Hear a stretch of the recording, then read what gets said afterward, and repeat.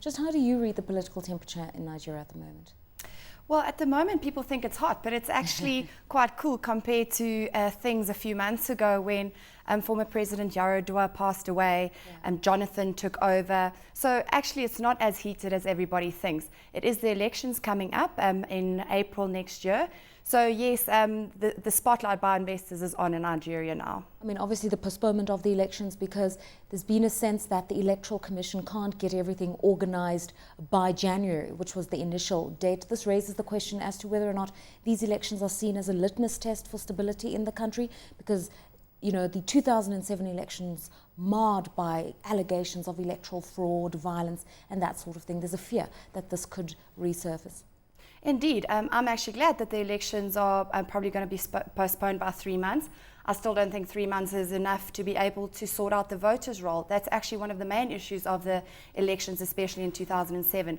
Ballot stuffing, people voting twice, people that are on the list that have actually passed away, those type of issues. So I think the 3-month extension is definitely good for the political stability of the country and definitely good for the elections. All right, now have markets priced in this possible political volatility? Because as you said, Nigerian politics tends to be hot, and although people don't want to see any unfortunate incidents, people say you can't discount that. Yes, from RMB's perspective, we have definitely counted that into our political risk view.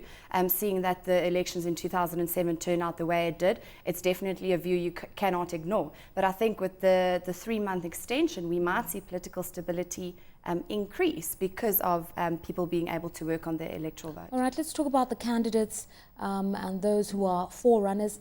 Most Nigerians, from a poll that's been conducted, believe that President Goodluck Jonathan is the best candidate, and that's irrespective of their political persuasions. 80% of people polled believe this is the guy for the job, but he's still got to get an endorsement from his party, the PDP. Is it a foregone conclusion that he would be their candidate? Well, nothing is a foregone conclusion in Nigerian politics. It's definitely not a sure outcome. But from our view, we do think that President Jonathan is going to win the next elections. The primaries are definitely the important part of the political environment now, because of the ruling PDP, it's a given that they will probably win the next elections in April. So now it's about who's going to win the primaries. We think the fact that Jonathan is an incumbent president, he's got a lot of power and a lot of resources to be able to drive him there. Right. And his popularity has been growing within the party. And obviously his popularity has been fueled by the fact that he's kick-started reforms that had been inert in many ways, issues around power generation and issues around infrastructure that he's put on the forefront of his governance agenda. To what extent are economic issues going to be real campaign issues? The fact that it's always been a big campaign issue for Nigeria and most of the African nations, it's definitely going to be on the forefront. Issues like the Niger Delta, issues with the petroleum bill, those issues will be on the forefront. Jonathan has added that the health sector is also a #1 priority for him. And then also if you look at the Niger Delta issue. So those are definitely the issues that we will see being campaigned about. Okay, and in terms of investors, how do they perceive Nigeria right now? We know that Nigeria in the last quarter grew just over 7.7%, and overall growth is in the region of 7% upwards. Does that inspire confidence in the economy? Definitely.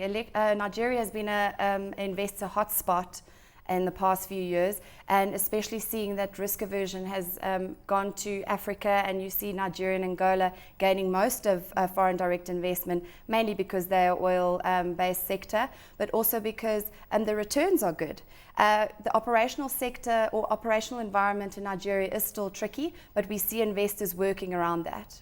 Okay, we do know that there's been reports that Nigeria finally, after many delays, will be launching a sovereign bond somewhere in the tune of $200 billion. The finer details to be worked out. But if that bond is launched before the elections, it will create some kind of opportunity for foreign investors, those who are not investing physically in Nigeria, to have their say about whether or not they believe in the growth and development of this economy. In terms of sentiment and how such a bond would be received internationally ahead of the elections?